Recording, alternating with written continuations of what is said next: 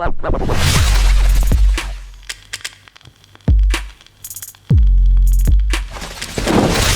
welcome to another video. I'm Lewis, above me is Jordan. This is the preview for the Friday night game against Newcastle United. City are going into this game now, crowned Premier League champions, although I don't know if we're actually crowned because we don't have the crown, bro, you know what I mean? We don't have the trophy's at the stadium though, isn't it?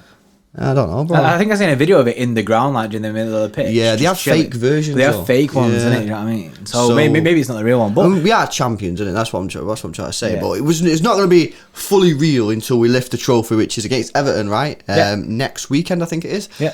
So it's going to be real soon, guys. But I mean, you know, the pressure's off now. We have finally officially won the Premier League. I know it's kind of been done for a while now, but you know, until the name is gold, you know, it's never truly done. So we're going to talk a little bit about what we expect from this game and maybe some shock decisions, you know what I mean? So we'll go into some of them.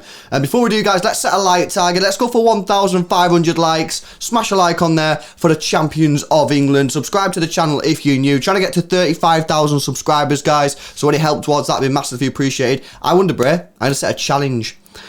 35,000 subscribers by the end of the season. Ooh, that's not long. Whew, it's not long. Let's see if we can do it, guys. Subscribe to the channel if you're new in it. Right, okay, so let's talk about this game. I just mentioned then, obviously, the pressure is off. I don't want Pep and the players, and I don't think they will, because they're not. Pep isn't that type of manager. I don't want them to sort of just take it easy. I want to go out there and I want to show the world why we're Premier League champions, man. I want to go out there and play with some style, some class. I want us to play a strong team. I want us to get some goals. I want us to break Newcastle apart.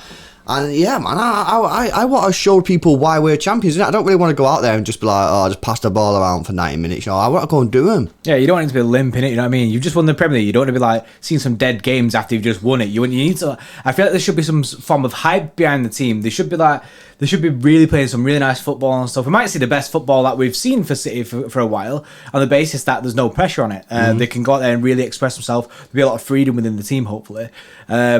Maybe see, like they said, some shot decision in the team and stuff because of that. And I think I like the fact that everything's tied up now. I think everyone will be like a bit less stressed and stuff. I'm buzzing at the whole situation, the pressure being off, but I feel like the end of the season, we need to win it in style. That's like I feel like that's been arrogant kind of thing because we are playing some like tough opposition like Everton and stuff. But go out there, smash it, show the integrity of the Premier League that people put into question because United feel this weakened side.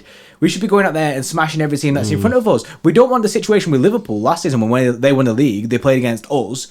And then we battered them 4-1 or 4-0 or something like that. Yeah. We don't want a situation like that. We want to go out there, smash it, show the world why we're the champions of England, and show the world why we should be up there for favourites going into that Champions League final. That's it. I mean, we need to show that we mean business, innit? And also take a little bit of momentum into that. You know what I mean? So I hope we go out there and play some good stuff and like I say, show the world why we're champions. I'm wondering whether, given the fact that you know the pressure is off a little bit, that he could make a few changes, you know what I mean? I don't think he needs to go full hammer mode, although I wouldn't mind if he did that and I quite like it. But I'm wondering, there's some players that are in our team right now who aren't quite up to form. You all know who I'm talking about. Raheem Sterling, Cancelo's probably one as well.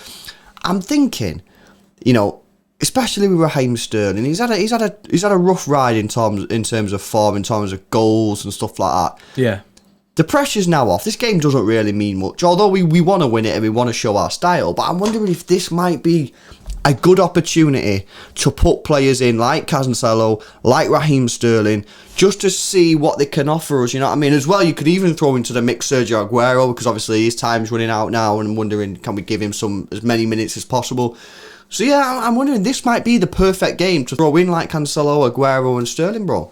I think Sterling is a big one for this. I think because the pressure's off, there'd be a lot of weight, less weight on his shoulders. You know what I mean? He'll still feel it in himself a little bit because he'll still feel like he needs to perform, and he does need to perform. But the players should want to show their abilities and try and get back to the best they can be because they'll want a spot in the Champions League final. That's it. Yeah. Sterling's looked like a little bit more confident recently. He has. Yeah. So I agree. I think continue this path and keep playing him. Kind of play him into form. Sometimes you take him out of the team, it doesn't work, and you bring him back in, then you have to get back into form, kind of thing. So maybe that's the situation that we're in with Sterling. And Aguero, I just really want to see him get as many minutes as possible towards the end of the season. I want him to break that Wayne Rooney record, not just equal it. And I just really want to see him go out kind of like on a bang, do you know what I mean? Like, do you know what I mean? Just go out flying, just show us why we're going to miss him, do you know what I mean? Because we are going to miss him. But yeah, I think it is good. It is good for them. Like I say, Cancelo as well. He's had a bit of an iffy few months. Last 2 months, I'd say he's been a bit off in it. So good for him as well. And if we can get these players at a very good level, we go into that Champions League and Pep has a massive headache. That's the perfect scenario. That's what you want, you know what I mean? That's what you want. So, yeah, let us know in the comments section below, guys. Do you agree? Do you think this is a game that you could throw in Raheem Sterling and Cancelo and try and get them back to a good level of form, ready for the Champions League? Or are you just sacking it off? You know who we were playing. You know the team lineup that we're going to start with against Chelsea. You know, let us know in the comment section below. I'm actually pretty intrigued to know what people think. Before we get onto our team lineup, I'm wondering as well, and I don't really want this to happen, but I guess in the same sense, I won't mind it if it happened. I'm wondering if Pep might now start to experiment. We kind of know from years gone by that in the Champions League, Pep likes to play different kind of systems for whatever reason. He's much more cleverer than we are. I just said cleverer. I don't even think that's a word. You know what I mean? You're right. So I'm thinking now that we're in these kind of like dead games in the Premier League there that they don't really mean much, and Pep's maybe thinking about Chelsea and playing a certain way. Effectively, these next, is it 3 games that we've got? Is it 3? Yeah, I think it's 3. Before Chelsea, should he maybe make some sort of experiments?